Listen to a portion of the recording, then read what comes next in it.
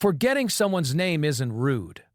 It's actually your brain doing something surprisingly intelligent. Every time you forget a name, your brain silently reveals exactly how it decides what matters and what doesn't. There's a name for exactly what your brain is doing in those moments. We'll get to that. Psychologists call it the Baker-Baker paradox.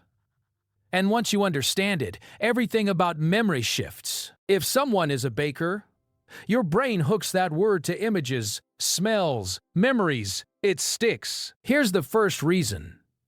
And most people won't say this out loud. You weren't really listening when you heard the name, but someone's name, Baker, hooks to nothing. It floats alone, and alone things get lost. The moment you meet someone, your brain is overwhelmed, processing their face, their voice, what to say next. Reason 2. Your brain has a filter, and names rarely make the cut. Psychologists call this selective attention. Your brain literally tunes out low-priority signals. Names are almost always low priority. Reason 3 is the one that hurts. The more anxious you feel meeting someone, the less your brain encodes. Meeting someone new is like running 47 browser tabs at once. Something has to crash, and it's always the name. Reason 4. James means nothing to your brain. It's just sound.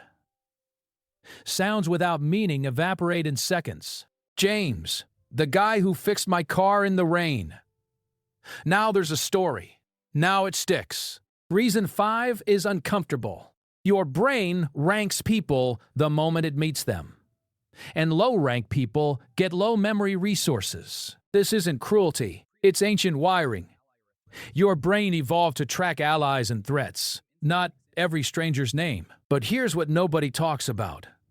Sometimes forgetting names is convenient, and you know exactly what that means. Forgetting can be passive avoidance.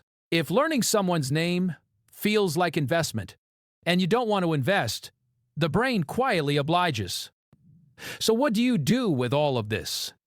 You stop calling yourself bad with names. That label is a cage. The real skill isn't memory. It's attention. Give someone your full attention for 10 seconds, and their name locks in. Drop a brain in the comments. If you've ever blanked on someone's name mid-sentence, you are not alone in this.